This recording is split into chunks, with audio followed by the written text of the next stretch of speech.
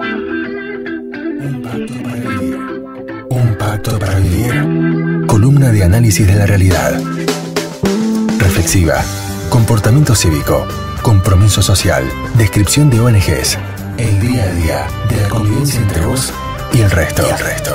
Un pacto para vivir. Muy bien, y en la columna Un pacto para vivir del día de hoy estamos en línea con el doctor Leandro Despuy, abogado con una enorme trayectoria internacional en temas referidos a justicia y derechos humanos. Desde el año 2002 preside la Auditoría General de Nación, organismo que controla al gobierno, y preside también el Consejo de Derechos Humanos de la ONU. Doctor Despuy, mucho gusto. Mi nombre es Catalina Castro. Qué alegría poder conversar con usted en Citas de Radio. Muy bien, yo también. Un gusto muy grande, un gusto realmente. Doctor, bueno, usted acaba de publicar un libro que se llama La Argentina Auditada, donde analiza el manejo deficiente de los fondos públicos en áreas tales como transporte, energía, fronteras y demás. ¿Cuál es el meollo de la cuestión? ¿Cuál es la gran deficiencia? ¿La falta de controles, de transparencia, de buena gestión? Yo creo que hay varias cosas que es muy importante conocer en detalle y para poder corregir y poder transformar. Nuestro país tiene muchas deficiencias en lo que hace al control y tiene también deficiencias en la regularidad y en la forma en que se ejecutan los fondos públicos.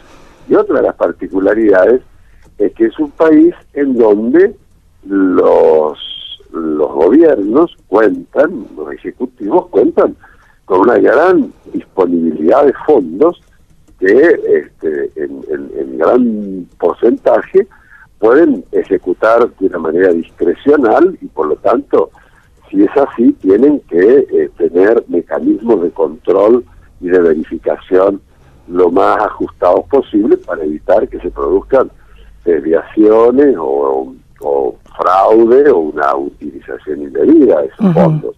Y la Argentina, en áreas muy importantes, ha demostrado, por lo menos en las áreas que hemos auditado, a mí me ha tocado como auditor durante los 12 últimos años, bueno, hemos encontrado, sobre todo en algunas áreas, donde ha habido grandes deficiencias en ese sentido y que han tenido un impacto muy negativo, no solo en lo económico, sino, por ejemplo, en la prestación de los servicios públicos. Sí, justamente leí el informe que presentaron cuando se de los 12 años de gestión, usted presidiendo la AGN, y hay una detallada descripción de la situación del transporte, donde se ve una clara negligencia por parte de los prestadores privados y también en los mecanismos de control del Estado. ¿Usted cree que ha sido buena la resolución de la reestatización de los trenes? Mire, ha habido un proceso creciente de medidas tendientes a recuperar por parte del Estado una presencia mayor en lo que hace a la prestación de ese servicio público. Ha habido, pero también ha habido una enorme deficiencia durante una década, por lo menos, en el manejo de ese sector.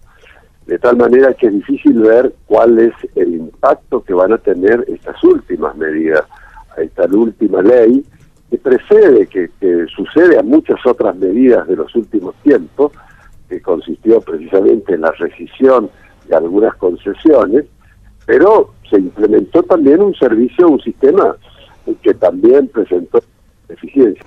Vamos a ver nosotros el resultado de las últimas medidas, porque en realidad lo que nosotros vemos, y esto es lo que refleja de alguna manera el libro sobre la Argentina Auditada, que es un libro muy reciente, que incluye una reflexión sobre varias áreas importantes del manejo del Estado, y en la de transporte es una de las áreas más críticas, y el transporte ferroviario es una de las más deficientes de todas. Fíjese que durante todo este tiempo nosotros hemos hecho auditoría que poníamos de manifiesto que el Estado estaba poniendo muchísimo dinero porque el servicio se prestaba cada vez peor, y que por tanto no podían seguir otorgando subsidios a las empresas si éstas no aplicaban los subsidios a los objetivos para los cuales se entregaban, que en todo caso era precisamente la de realizar las tareas de mantenimiento, realizar algunas inversiones y en general mejorar el servicio. Nosotros decíamos esto,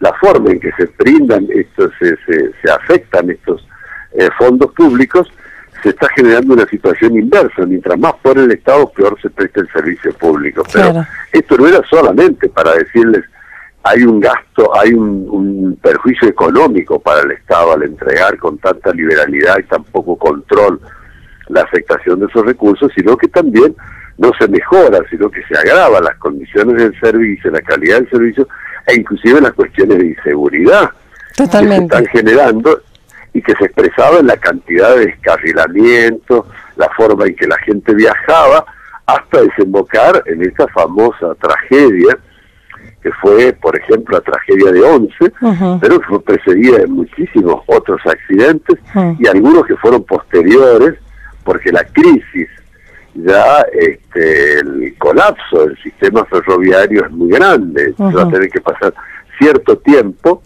de buena gestión, si existiera, para que pueda resolverse un problema que tiene tantísimo retraso, tantas deficiencias, porque si las condiciones del servicio estaban muy malas en el 2002, cuando se decretó la emergencia ferroviaria, 10 años después, 11 años después, de tareas y mantenimiento incumplidas, etcétera, obsolescencia del material ferroviario, podía llegar a ser todavía en una situación crítica, como realmente se ha encontrado nuestros ferrocarriles finalmente, ¿no?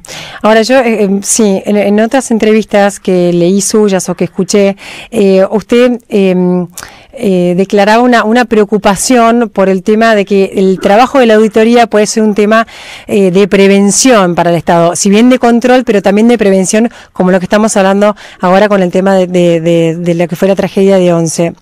De acuerdo a lo que han venido auditando estos años, ¿en qué otro lugar ustedes están viendo una peligrosidad latente de la cual el Estado no está haciéndose cargo? Mire, por ejemplo, bueno, en los temas de las posibilidades de la prestación del servicio público del gas, ha habido explosiones graves con muchas secuelas para las personas, ¿no? Que han sido víctimas las personas, solamente el daño económico y ahí hemos hecho señalamientos de que los mecanismos de control que tiene que poner el Estado no son claramente suficientes, y estamos auditando inclusive la tragedia de la calle Salta en Rosario, porque se trata de un servicio que está controlado por el Enargas, y el Enargas es un organismo que nosotros controlamos. Y ahí hemos hecho observaciones muy fuertes, y por ejemplo nosotros habíamos hecho informes de auditoría con respecto al control que se ejerce sobre las estaciones de servicio que llevan adelante la prestación de la carga del gas, y ahí habíamos dicho varias observaciones, tanto con respecto a las condiciones de inseguridad que se generaban, y que en muchas oportunidades no habían tenido diríamos una respuesta de los órganos de control adecuados para exigirles cumplimiento de determinadas medidas de seguridad, sino que decíamos otra cosa más, y fíjese que importante, que es la labor de la auditoría.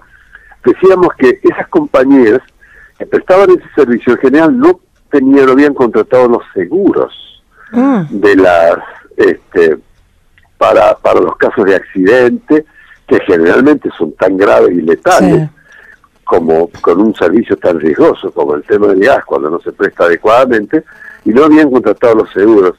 Y otra de las cosas que nos pareció, y hemos criticado por lo menos muy fuertemente, y he sacado muchos artículos de opinión, es que luego de la tragedia de Salta, luego de nuestros informes de auditoría sobre las consecuencias que tienen sobre las víctimas, etcétera, el Congreso aprobó una ley por la cual el Estado, de una manera increíblemente, y yo creo manifiestamente inconstitucional, no se desresponsabiliza de las consecuencias de los daños que causan las prestadoras de los servicios públicos por los daños que se puedan generar entre los clientes, entre los usuarios, etcétera.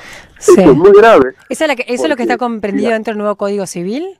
Mire, es una ley que salió específicamente, que aprobó el Congreso específicamente como una ley antes de la entrada en vigor hace un año y medio, antes de la entrada en vigor del Código Civil. Pero usted se imagina una ley especial para desresponsabilizar al Estado frente a algo tan grave como es los daños que puedan causar a las víctimas, las prestadoras de los servicios que prestan muchas veces muy mal, de tal manera que se producen situaciones explosivas como esta, y luego si las compañías no han contratado los seguros, la gente queda totalmente desamparada, desamparada porque las compañías no han contratado los seguros, etcétera, y el Estado que los controla no les ha exigido que lleven adelante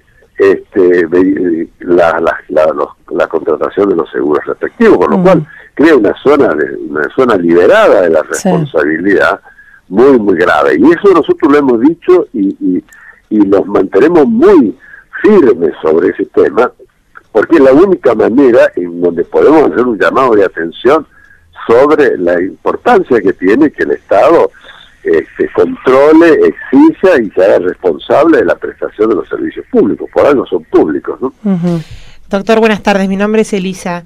¿Y usted considera que la AGN hace estas advertencias, estas auditorías, estos informes que después finalmente son realmente muchas veces ignorados porque están ejerciendo el poder en este momento? ¿Le parece que en un futuro institucionalmente se pueda llegar a un lugar donde la AGN pueda tener más injerencia o se le puede dar más lugar a lo que advierte, a lo que está auditando? Yo creo que sí, yo creo que hay algunas enseñanzas que podemos sacar de las cosas que nos han pasado. Yo creo que lo que mostró la tragedia de 11 es que no porque la auditoría haya previsto, haya señalado de que podía producirse eso, o que era inexorablemente se habría de producir, no porque uno prevea que puede pasar algo grave acá en este país, se puede evitar que pase. Sí, claro. Uno puede prever algo, puede advertirlo, y sin embargo va a tener lugar. Esto es una de las cosas. Lo otro que a mí también me parece importante es que el Estado tiene que tomar mucho más en cuenta, es más beneficioso para un gobierno tomar en cuenta los informes de la auditoría que desconocerlos o criticarlos, porque en el fondo lo que hacen es en defensa de los intereses de la ciudadanía, hacer señalamientos para evitar que se produzcan todavía daños, o cuando un servicio se presta mal, que se preste mejor. Se trabaja para ellos. No, incluso económico. Para eso, y económico. Es lo que queremos. Obvio. Y que el Congreso también tiene que atender más nuestros informes y ahí sacar sus conclusiones y no hacer autopsias donde nosotros vamos y vemos las cosas graves que pasan. Sí. No, aparte económicamente también se benefician las cuentas públicas, ¿no? Y ese dinero se vuelca a otras obras y así todo comienza a funcionar por carriles, por mejores carriles. Ahora, doctor, ¿cómo desde la AGN, cuál es el mecanismo por el cual seleccionan los temas o las áreas a auditar? Mire, las áreas importantes donde hay manejo de fondos considerables, nosotros anualmente, todos los años las vamos auditando. Por ejemplo, la ejecución del presupuesto, nosotros todos los años auditamos la cuenta de inversión, lo que el Estado ha gastado, y lo presenta al Congreso, y el Congreso solamente lo trata después que nosotros lo hemos auditado. Este es un área. Pero también auditamos todo lo que son los grandes sectores, los grandes de significación económica, el Banco Central, el Banco Nación, la reserva del Banco Central, vamos auditamos el ANSES, auditamos el PAMI, auditamos pero claro, no podemos auditar absolutamente todos los organismos y todo de cada uno de los organismos. De tal manera que vamos utilizando una suerte de muestra para que en el cabo de unos 5 años ya hayamos recorrido todas las áreas del Estado, aparte de las que hacemos anualmente. Y los criterios para ir visitando todas esas áreas lo hacemos por significación, por riesgos de auditoría, por evidencias que tenemos sobre situaciones críticas que puedan presentar, sobre los pedidos del propio Congreso. Nosotros atendemos muchísimo los pedidos de la ciudadanía. Ahora tenemos un diálogo muy directo con la sociedad civil, con los organismos, y recibimos, hacemos talleres para determinar inclusive qué temas son de interés ciudadano o donde se considera de que es más importante analizar. Yo creo que ahí hay un componente muy interesante de nuestra labor de auditoría. Lo que es importante también señalar es que nosotros no solamente auditamos cuestiones de dinero, porque es importante en nuestra labor de auditoría todo lo que estamos haciendo en gestión ambiental, en la defensa del medio ambiente. Estamos auditando también por pedido de la Corte Suprema de Justicia todo lo que es la ejecución de ese programa ambiental del PISA ahí digamos por la cuenca Matanzas-Riachuelo. Todos los recursos pesqueros también leí que estaban auditando, ¿no? Estamos auditando, sí, sobre la pesca, y además los riesgos de agotamiento del recurso y toda la pesca ilegal y todas esas cuestiones están integrando la pesca de juveniles, la pesca más allá de las cuotas autorizadas. Todas esas cuestiones han sido de un enorme seguimiento y cosas que, por ejemplo, muchas veces la gente, y en el libro que le digo de la Argentina auditada, aparece bastante en extenso, otras cuestiones como, por ejemplo, auditamos todas nuestras fronteras, auditamos nuestras aduanas, las aduanas portuarias, las aduanas aeroportuarias, las aduanas que tenemos en los pasos fronterizos, en el sur, en Tierra del Fuego, en fin, y lo hemos hecho con una enorme frecuencia, y ahí usted ve, y eso lo recoge el libro, es cómo nuestros informes anticipan las debilidades de nuestras fronteras y explican por qué nuestro país pasó de ser un país que de alguna manera con un cierto nivel de tránsito a transformarse en uno de los países que tienen los puertos donde están saliendo los principales cargamentos de cocaína a Europa, sobre todo, ¿no? Los más importantes en los últimos tiempos han provenido justamente de puertos que nosotros hemos auditado y en el cual hemos hecho señalamientos muy graves sobre la situación concreta en que se encuentran nuestras aduanas y nuestros puertos y la forma en que la ausencia de mecanismos y de controles para impedir que se produzcan semejantes exportaciones de estupefacientes y en particular de las cuestiones vinculadas a la droga, ¿no? Que es un tema y que explica también el crecimiento del consumo en el país y la preocupación del propio Papa, ¿no? Sobre la posibilidad de que en Argentina se fabrique inclusive y se exporte, ¿no? Doctor, nos quedan solamente 3 minutos y con esta pregunta termino. ¿Cómo ustedes han publicado los informes en la página web, han transparentado las auditorías y han generado con esto, ha tenido el objetivo de generar transparencia y credibilidad del trabajo de la AGN? ¿Cómo es trabajar con los datos de un país que no tiene datos o que no los abre al público? Sí, es un país que tiene enorme propensión, yo le diría, al ocultamiento y la clandestinidad, y eso es muy dañino, muy dañino. Por algo Argentina ha descendido mucho en los niveles de transparencia en el mundo, que es precisamente la corriente contraria. Hoy en día el gobierno abierto, la transparencia, no son ya imperativos de orden moral, de perfeccionamiento, sino necesarios para conducir una economía, para prever, para planificar, sin datos.